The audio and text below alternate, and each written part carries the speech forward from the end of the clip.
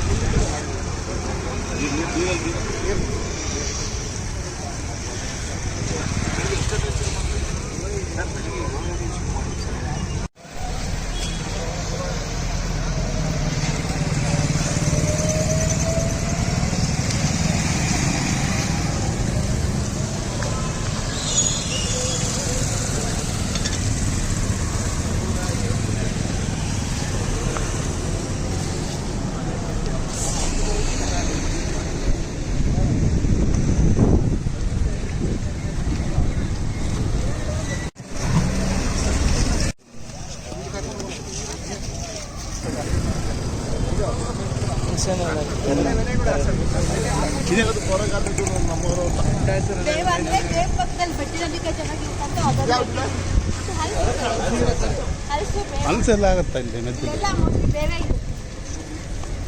ನೋಡಿ ಆಗಿಲ್ಲ ಎಲ್ಲಿವರೆಗೂ ಹೋಗೋರು ನಾವು ಸುಮ್ಮನೆ ವಾಕ್ ಮಾಡೋದಾಯ್ತು.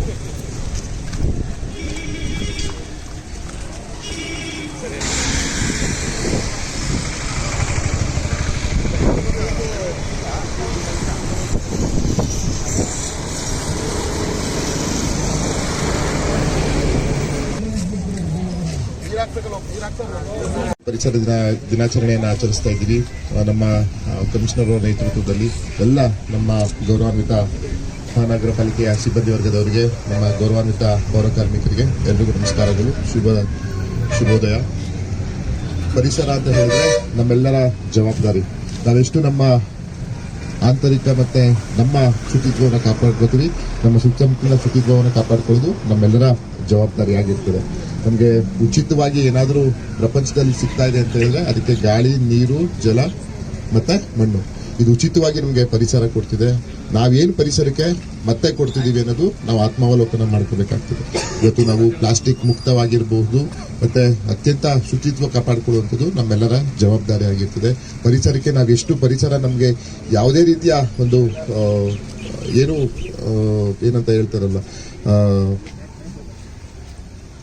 ಇಂಗ್ಲಿಷಲ್ಲಿ ಒಂದು ಪದ ಇದೆ, there is no any meaning for environment in which ಅಂತ ಹೇಳಿದ್ರೆ ನಾವು ಯಾವುದೇ ರೀತಿ ಅಪೇಕ್ಷೆ ಪಡೆದ ಪರಿಸರ ಇವತ್ತು ನಮಗೆ ಎಷ್ಟು ರೀತಿಯಲ್ಲಿ ನಮಗೆ ಕೊಡುಗೆಯನ್ನು ಕೊಡ್ತಾ ಇದೆ.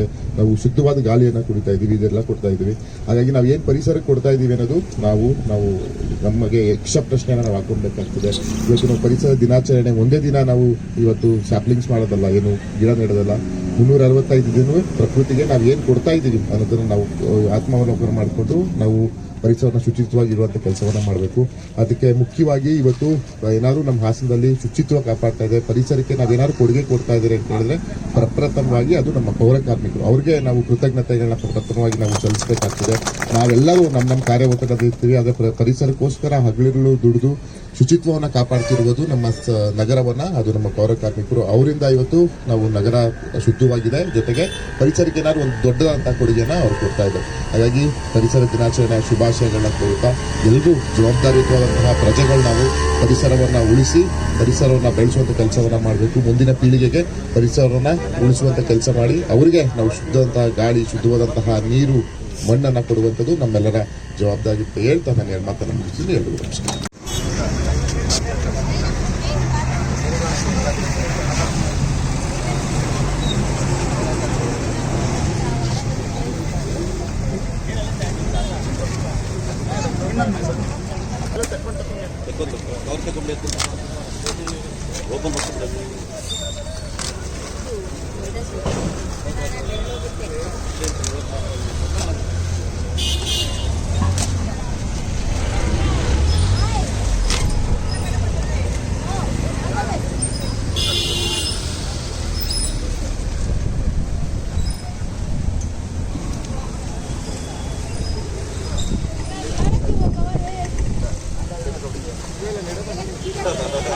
ಇವತ್ತು ಅವ್ರು ಸಂಸ್ಕೃತಿಗೆ ಏನಾದ್ರು ಬೆಳಗ್ಗೆ ಆಗಿ